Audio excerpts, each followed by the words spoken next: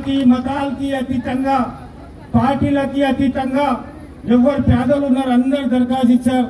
దాదాపు 2600 మంది దరఖాస్తు ఇచ్చారు. ఇది దరఖాస్తు ఈ రోజు చరిత్రించింది కాదు, 10 సంవత్సరం నుంచి మనకు దరఖాస్తు ఇస్తున్నాం. మీ దరఖాస్తు ఇచ్చిన తర్వాత మేము కలెక్టర్కి, ఆర్డీఓకి, ఎంఆర్ఓకి, ఇన్ఛార్జ్ మినిస్టర్లకి అందరికీ ఇస్తున్నాం.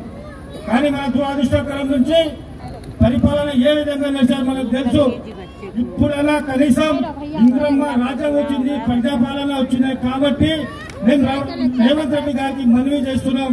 ఈ పేద ప్రజల తరఫు నుంచి, జైరాబాద్ డివిజన్ తరఫు నుంచి, సంగారెడ్డి డిస్టిక్ తరఫు నుంచి అందరికీ మీరు మనవి చేసి మీ దగ్గర మా ఫోన్ నంబర్ తో పట్టుకుంటే Aadhaar number, ration card number, door number, ఏ ఇంటిలో కిరాయికి ఉన్నాం ఆ అడ్రస్ వైజ్ కూడా ఉండాలి.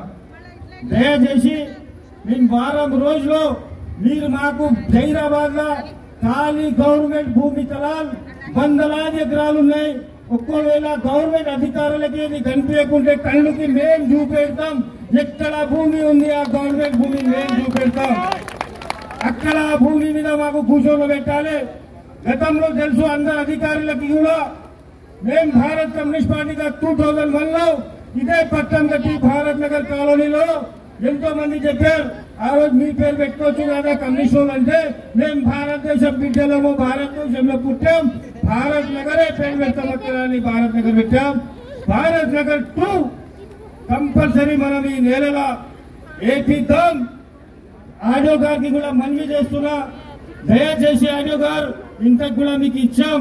కనీసం వారం రోజుల మాకు మీ జవాబిచ్చి మాకు తలం చూపెడతారని ఆశిస్తున్నా.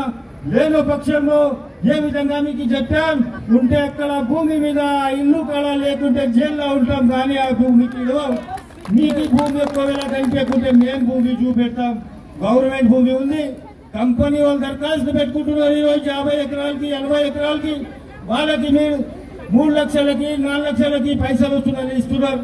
ఒక్కవేళ ఈ గవర్నమెంట్ కి కూడా ఆ పేదల మీద ప్రేమ లేదంటే 59 KO0 కింద ఇస్తే కూడా మేము తీసుకోనికి సిద్ధం ఉన్నాం.